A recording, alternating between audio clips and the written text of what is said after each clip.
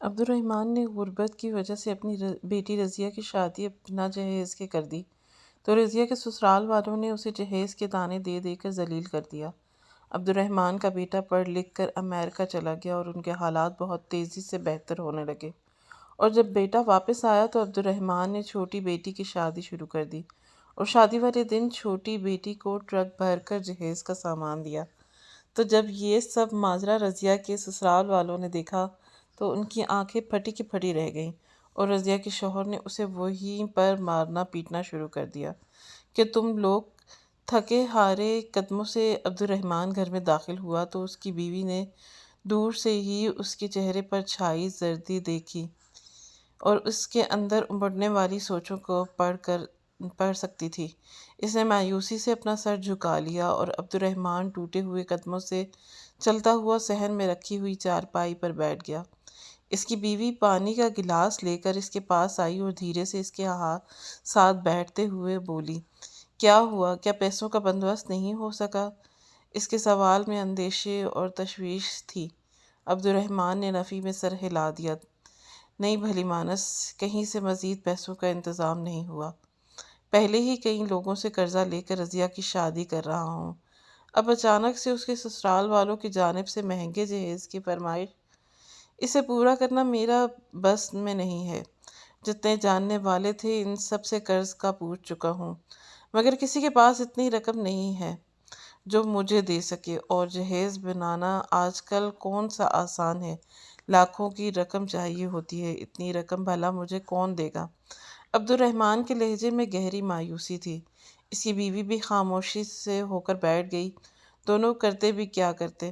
آج رضیہ کی مہندی تھی اور کل اس کی رخصتی۔ پہلے ہی غربت کی بوجھ سے وہ دونوں جھکے جا رہے تھے، اب ایسے میں دو بیٹیوں کی پرورش اور ان کی تعلیم کے بعد انہیں بہانے کا بھی خرچ ان کے سر پر تھا۔ بیٹا بھی چھوٹا تھا تو اس کے سر پر کوئی ذمہ داری تھی ہی نہیں، خود بھی عبد الرحمن کی بیٹیوں کی شادی کا بندوبست کرنا تھا۔ ایسے میں وہ رکشہ چلا کر جتنی رقم اکٹھی کر سکتا تھا اس نے جوڑ توڑ کر کے رضیہ کی شادی کا کچھ سامان تو بنایا رکھا تھا۔ رشتہ کرانے والی ایک خالہ کے توسط سے ایک اچھے گھرانے میں رشتہ طے ہو گیا۔ سب لوگ بہت خوش تھے، خود رضیہ بھی آنکھوں میں سپنے سجائے بیٹھی تھی، اپنی رخصتی کا انتظار کر رہی تھی، مگر عبد الرحمن کے سر پر تو آسمان اس وقت ٹوٹ پڑا جو آج صبح ہی رضیہ کے سسرال والوں کی جانب سے پیغام بھیجا گیا کہ انہیں بغیر جہیز کی لڑکی نہیں چاہیے، بلکہ وہ سامان کی لسٹ بھیج رہے ہیں۔ اس سامان کا جہیز بنا کر آج شام تک ان کے گھر بھجوا دیا جائے، تبھی وہ کل بارات لے کر آئیں گے۔ عبد الرحمن کا دل غم سے پھٹا جا رہا تھا۔ اگر وہ جہیز نہ بنا پاتا تو اس کی بیٹی گھر بیٹھی رہ جاتی۔ اس ایک روز پہلے شادی ٹوٹ جانا کتنا بڑا المیہ تھا، یہ بات وہ دونوں اچھی طرح سے جانتے تھے۔ اسی وقت عبد الرحمن کی بیوی نے چادر اوڑھی اور دونوں میاں بیوی رضیہ کے سسرال پہنچ گئے۔ وہ لوگ نحوست سے گردن اکڑے کھڑے تھے، اچھے خاصے کھاتے پیتے لوگ تھے، مگر لالچ ان کے دلوں میں بس رہی تھی۔ عبد الرحمن نے اپنے دونوں ہاتھ رضیہ کے ہونے والی ساس کے آگے جوڑ دیے، خدا کے لیے بہن، میرے حال پر رحم کرو، میرے پاس جتنی جمع پونجی تھی پہلے ہی شادی کے کھانے کے انتظامات میں خرچ کر چکا ہوں۔ میں آپ نے کہا تھا کہ شادی بھی ہال میں کرنی ہے، اب میرے پاس مزید قرض لینے کی گنجائش نہیں ہے، کیونکہ میرے دوست احباب سبھی غریب ہیں، ایسے میں رضیہ کو جہیز نہیں دے سکتا۔ عبد الرحمن کی بات سن کر سب پر ہی خاموشی چھا گئی۔ رضیہ کی ماں نے نفرت سے سر جھٹکا، مگر بہرحال وہ لوگ خود بھی مجبور تھے، شادی کا کارڈ اور وہ لوگ بانٹ چکے تھے، اور انہیں رضیہ میں بظاہر کوئی خامی نظر نہیں آئی تھی۔ وہ پڑھی لکھی اور انتہائی خوبصورت لڑکی تھی، جو ان کے معمولی شکل صورت والے ارشد کے ساتھ بہتر لگی تھی۔ نہ چاہتے ہوئے بھی انہوں نے عبد الرحمن کو بارات لانے کی حامی بھر لی۔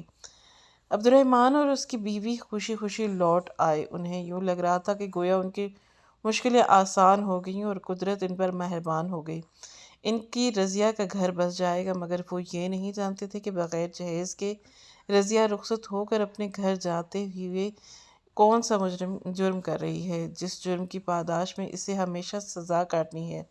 شادی ہال سے رخصت کروا کے رضیہ کے سسرال والے اسے اپنے ساتھ لے کر چلے گئے چند گنی چنی رسموں کے بعد رضیہ کو اس کے کمرے میں ہجلۂ عروسی میں بٹھا دیا گیا۔ تھوڑی ہی دیر کے بعد کمرے کا دروازہ کھلا اور ارشد اندر داخل ہوا۔ رضیہ کا دل سہم سا گیا تھا اور اچھی طرح سے واقف تھی کہ شادی سے 2 دن پہلے جب کیسی بدمزگی ہوئی تھی۔ اسے یقین تھا کہ اس کا شوہر اس کا خیال رکھنے والا انسان ہے جس کے دل میں کوئی لالچ نہیں۔ ارشد بیڈ پر اس کے برابر آ بیٹھا اور بولا کہ تمہیں منہ دکھائی کی تو یقیناً کوئی ضرورت نہیں ہوگی۔ تم لوگوں نے ذرا سا جہیز مانگا تھا تو وہ بھی تم لوگ نہیں دے سکے۔ ہم لوگوں سے ہر چیز بٹور لی ہے۔ بوری کے نام پر کئی جوڑے میری ماں نے تمہیں بنا کر دیے۔ ذرا سا سامان ہی لانے کو تو کہا تھا۔ نہ تمہارے اور میرے کام ہی آتا نا، لیکن تمہارا مکار باپ تو صاف انکار کر کے چلا گیا۔ ارشد کی تلخ آواز رضیہ کے کان میں پڑی اور سن سی ہو کر رہ گئی۔ وہ اس قدر نفرت سے بول رہا تھا کہ سامان نہ لانے پر اس نے رضیہ کو جی بھر کے شرمندہ کیا۔ رضیہ نے ایک نظر اٹھا کر اسے دیکھا۔ سرخ رنگ کی شیروانی میں اس کا سانولا رنگ نمایاں ہو رہا تھا۔ خود رضیہ بلا کی حسین تھی۔ گریجویشن کے بعد ہی وہ نوکری کرنا چاہتی تھی، مگر عبد الرحمن نے اس کی شادی کرنا ہی مناسب سمجھا۔ رضیہ نے خاموشی سے سر جھکا لیا۔ کیسے دن گزرتے گئے اس بات کا اندازہ اسے بخوبی تھا اور اس کا اندازہ قطعاً غلط نہ تھا۔ صبح اٹھتے ہی ساتھ ہی عبد الرحمن کے گھر سے آئے ہوئے ناشتے میں مین میخ نکالے گئے۔ ساس نے وہ سارا ناشتہ کچرے کے ڈبے میں پھینکوا دیا اور اونچی آواز میں سب مہمانوں کے سامنے بولی، اس خیال سے غریب گھرانے سے لڑکی لے کر آئے تھے کہ یقیناً سلیقہ شعار ہوں گے اور میرے گھر کی روشن کر دیں گے، لیکن یہ لوگ تو انتہائی لالچی نکلے ہیں۔ اس کے بعد بھی وہ نہ جانے کتنی جھوٹی باتیں کرتی رہیں کہ رضیہ کے گھر والوں نے بہانے بہانے سے ان سے پیسے بٹورے ہیں، جبکہ ایسا کچھ نہ تھا۔ رضیہ خاموشی سے اپنے آنسو پیتے ہوئے ساری باتیں سنتی رہی۔ ساس نے اگلے ہی دن سے اسے کام پر لگا دیا۔ رضیہ کے ساتھ ارشد کی شادی کرنے کا پہلا مقصد یہی تھا کہ انہیں گھر کے کام کاج کے لیے ایک ملازمہ جیسی بہو چاہیے تھی۔ بڑا سا گھر تھا جس کی صفائی میں رضیہ کا آدھا دن گزر جاتا تھا اور باقی آدھا دن وہ گھر کے تمام افراد کے لیے کھانے پکاتی رہتی تھی۔ ارشد کے 4 بہنیں بھائی تھے اور سبھی اسی گھر میں رہتے تھے۔ ساس سسر روز سب کی دعوتیں کرتے، سارے رشتہ دار اکٹھے بیٹھتے اور جو نہ آیا ہوتا اس کے غیبتیں کرتے، اونچے اونچے چھت پھاڑ کر کہکہے لگاتے۔ مرد اور عورتیں آپس میں اس حد تک بے تکلفانہ پن تھا کہ رضیہ کو گھبراہٹ ہونے لگتی تھی، مگر وہ خاموش رہتی۔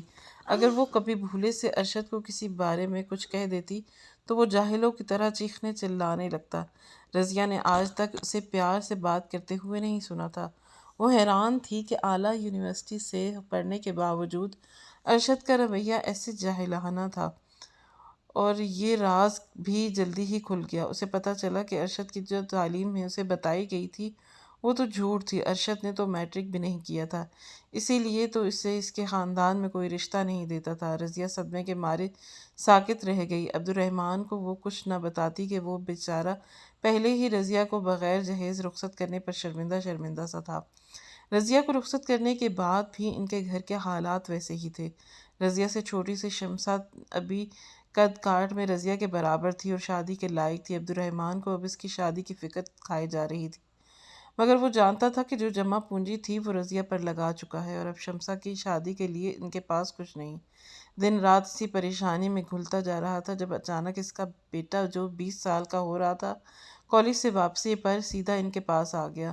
عبد الرحمن نے غور سے اس کا چہرہ دیکھا۔ وہ تمتما رہا تھا، یقیناً وہ کوئی خاص بات کہنا چاہ رہا تھا۔ عبد الرحمن بچوں کے ساتھ دوستانہ تعلق رکھتا تھا۔ اس نے اپنے بیٹے کی حوصلہ افزائی کی، اس کے دل میں جو بات ہے وہ کہہ ڈالے۔ اس کا بیٹا ابراہیم تھوڑی دیر سوچتا رہا اور پھر بولا کہ ابا، آپ کو وہ ارسلان یاد ہے جو ہمارے محلے میں رہتا تھا اور پھر بیرون ملک چلا گیا؟ آج اس کا فون آیا تھا، وہ کہہ رہا ہے کہ اس کی کمپنی میں ایک آپریٹر کی جگہ خالی ہے۔ میری تعلیم کے لحاظ سے میرے لیے یہ نوکری بہت بہترین ہے۔ وہ میرے آنے اور جانے کے سارے انتظامات کر دے گا، ویزا اور پاسپورٹ کے سارے اخراجات بھی وہی اٹھا لے گا، بدلے میں وہاں کام کر کے اس کا قرض لوٹا دوں گا۔ مجھے لگتا ہے کہ یہ ہماری مشکلات سے نکلنے کا واحد حل ہے۔ یہاں نوکری لگتے ہوئے بہت وقت لگ جائے گا، جبکہ امریکہ میں اچھے پیسے کما سکتا ہوں۔ ابراہیم ایک جذبے سے کہہ رہا تھا۔ عبد الرحمن کا دل دکھ سا گیا۔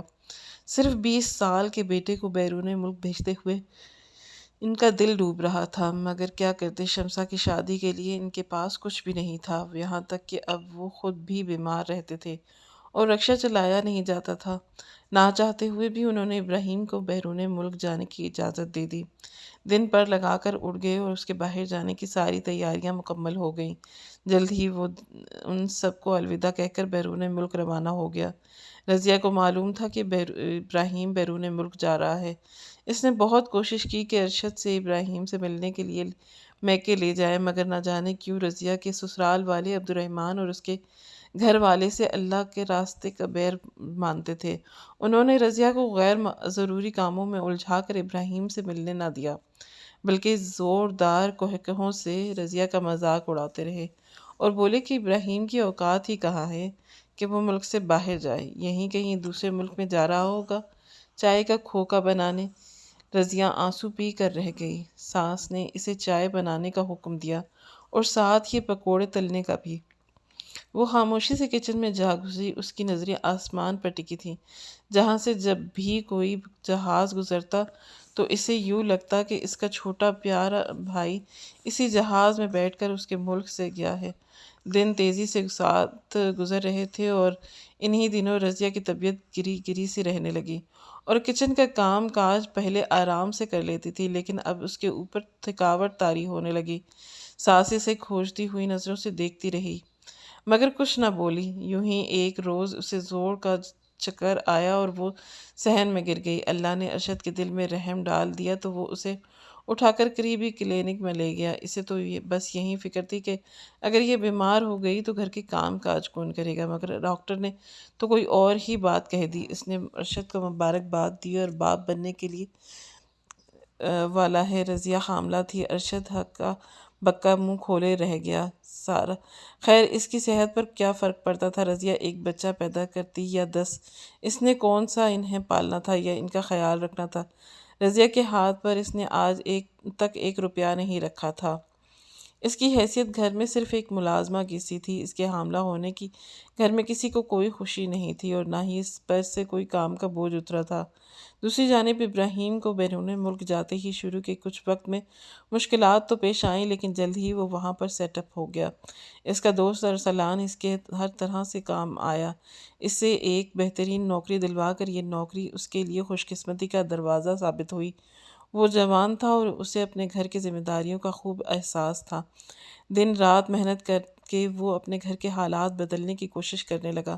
جس روز اس نے اپنی پہلی تنخواہ گھر واپس بھیجی، بینک میں سے رقم نکلواتے ہوئے عبد الرحمن کے ہاتھ کانپے۔ لفافے کے اندر 5-5 ہزار کے نوٹوں والی گڈیاں تھیں۔ عبد الرحمن کو سمجھ نہ آ رہا تھا کہ وہ اللہ کا کس طرح سے شکر ادا کرے۔ ہاتھوں سے اس کی کم کو تھامے وہ اپنے گھر واپس آیا اور اپنے بیوی کو یہ پیسے دکھائے تو سبھی بے حد خوش ہو گئے۔ عبد الرحمن کے گھر کے حالات کافی بدل گئے تھے۔ جہاں پہلے ایک وقت کی روٹی پکتی تھی، دوسرے وقت کے کھانے کے لیے سوچنا پڑتا تھا، اب وہاں دن میں 3 دفعہ کھانا پکنے لگا۔ گھر میں ہر طرح کی نعمت میسر تھی۔ عبد الرحمن کی صحت بھی بہت بہترین ہو گئی تھی۔ 1-2 بار رضیہ سے ملنے کے لیے اس کے سسرال گئے، مگر رضیہ کے سسرال والوں نے اسے اندر داخل ہونے ہی نہ دیا اور دروازے سے ہی واپس بھیج دیا۔ عبد الرحمن بجھے دل کے ساتھ واپس پلٹ آیا۔ اب اسے رہ رہ کر اپنی غلطی کا احساس ہوتا رہا کہ رضیہ کی شادی خراب لوگوں میں کیوں کر دی، مگر اب کیا ہو سکتا تھا؟ ابراہیم کے باہر سے بھیجنے کے پیسوں کی بدولت ان کے گھر کا نقشہ ہی بدل چکا تھا۔ اس نے اپنے ٹوٹے پھوٹے گھر کو دوبارہ سے تعمیر کروا کر ایک شاندار بنگلہ بنوا لیا۔ باقی پریشانیوں سے اس کا ذہن ہٹا تو اسے شمسا کی شادی کی فکر ہوئی۔ اب چونکہ اس کے گھر کے حالات بہت بہتر تھے تو وہ معاشی طور پر مضبوط تھے، تو شمسا کے لیے بہترین رشتے آنے لگے۔ رشتہ کرنے والی خالہ کی مدد سے انہوں نے شمسا کے لیے آیا ہوا ایک رشتہ پسند کر لیا۔ پیسے کی کمی نہ تھی۔ ابراہیم کی چھٹی کے لحاظ سے انہوں نے شمسا کی شادی طے کر دی۔ رضیہ کو جب اطلاع ملی کہ شمسا کی شادی طے ہو گئی ہے تو اسے بے حد خوشی ہوئی۔ چند ملنے جلنے والوں نے اسے بتایا تھا کہ اس کے والدین کے گھر کے حالات اب کافی بہتر ہیں۔ دل سے خوشی ہوئی تھی کہ اس کے والدین کی پریشانیاں دور ہو گئیں، مگر وہ یہ نہیں جانتی تھی کہ شمسا کی شادی اس کی بربادی بن کر رہ جائے گی۔ شمسا کے سسرال والے نیک لوگ تھے، انہوں نے کسی قسم کی کوئی ڈیمانڈ نہ رکھی تھی، مگر عبد الرحمن کے سامنے رضیہ کی شادی کا واقعہ تازہ تھا۔ گھر میں شادی کے ہنگامے جاگے تو عبد الرحمن نے ایک ایک چیز پر دل کھول کر خرچ کیا۔ شادی کے کھانے سے لے کر شمسا کو دیے جانے والے سامان میں اس نے ہر وہ چیز شامل کی جس کی کبھی اس نے خود اپنے گھر میں خواہش کی تھی۔ شمسا کے لیے اس نے اتنا شاندار جہیز بنایا کہ وہ جو بھی دیکھتا اپنے دانتوں تلے انگلیاں داب کر رہ جاتا۔ رفتہ رفتہ شادی کے دن قریب آ گئے۔ جس روز شمسا کو مائیوں بٹھایا گیا اسی روز ارشد کی مہربانی سے رضیہ بھی اس کے گھر رکنے کے لیے آ گئی۔ ارشد نے بس اتنا ہی کہا کہ رضیہ کو والدین کے گھر جانے کی اجازت دی۔ وہ بیچاری خود ہی رکشہ کروا کر اپنے بیمار وجود کو گھسیٹتے ہوئے والدین کے گھر آ گئی۔ والدین کے گھر کی بدلی ہوئی حالت دیکھ کر اس کی آنکھیں خوشی کے مارے آنسو آ گئے۔ ٹوٹے ہوئے گھر کے بجائے اب ایک شاندار بنگلہ تھا۔ گھر میں سہولت کی ہر چیز میسر تھی اور سب سے بڑی بات شمسا کی شادی کی تیاری گھر میں ایسے شاندار طریقے سے جاری تھی کہ رضیہ کو اپنی آنکھوں پر یقین نہیں ہو رہا تھا۔ دوسری جانب جب عبد الرحمن نے رضیہ کا بدتر حال دیکھا تو اس کا کلیجہ پھٹ گیا، مگر وہ مجبور تھا کہ کچھ بھی نہیں کر سکتا تھا اپنے غلط فیصلے پر سوائے پچھتاوے کے۔ اس کے پاس کچھ بھی نہیں تھا جو وہ کر سکتا اور اس نے چپکے چپکے اس کی تیاریاں شروع کر دی۔ رضیہ کے سسرال والوں کی شادی میں شرکت کا دعوت نامہ دیا گیا تھا۔ جیسے ہی اس کے گھر کا کارڈ پہنچا تو رضیہ کی ساس اور شوہر حیران رہ گئے کہ کارڈ انتہائی خوبصورت تھا اور دیکھتے ہی لگتا تھا کہ خوب پیسہ خرچ کیا گیا ہے۔ اب تو ان کے اندر تجسس جاگ اٹھا۔ پہلے تو شاید وہ شادی میں شرکت نہ کرتے مگر اب وہ مجبور تھے۔ شادی کا روز پہنچا تو شمسا کو پریوں کی طرح تیار کروایا گیا۔ خود رضیہ بھی ماں کے دلائے ہوئے بہترین کپڑے پہن رہی تھی۔ بارات آنے میں کچھ وقت باقی تھا جب رضیہ کے سسرال والے ان کے گھر پہنچے۔ شاندار محل نما گھر دیکھتے ہی ارشد اور رضیہ کی سانس کی آنکھیں پھٹی کی پھٹی رہ گئیں، مگر ابھی تو ان کے اندر مزید حیرتیں باقی تھیں۔ ابھی انہوں نے گھر کے اندر قدم ہی رکھا تھا کہ اچانک گھر کے کھلے دروازے سے ایک ٹرک باہر نکلتا دکھائی دیا۔ ٹرک کے اوپر بے شمار ساز و سامان لدا ہوا تھا۔ ارشد نے آگے بڑھ کر ٹرک کے سامنے کھڑے ملازمین سے ایک پوچھا کہ ارے بھائی یہ کیسا سامان ہے؟ کیا یہ لوگ گھر چھوڑ کر جا رہے ہیں؟ ارشد کے سوال پر وہ شخص مسکرا دیا اور بولا کہ ارے بھائی نہیں، گھر چھوڑ کر نہیں جا رہے ہیں، بیٹی کو جہیز دیا ہے۔ یہ ان کی بیٹی کا سامان ہے جو اس کے سسرال لے کے جایا جا رہا ہے۔ تھوڑی دیر کے بعد بارات بھی آنے والی ہی تھی، اس لیے عبد الرحمن صاحب چاہتے کہ جلد از جلد یہ سامان وہاں پہنچ جائے۔ پہلے ہی دکان والے نے سامان تاخیر سے پہنچایا۔ ارشد کی سٹی گم ہو گئی۔ ٹرک میں اس سے سامان نظر آ رہا تھا، ہر طرح کے الیکٹرانکس اور شاندار فرنیچر دیکھنے پر دور سے ہی معلوم ہو رہا تھا کہ بے دریغ پیسہ خرچ کیا گیا ہے۔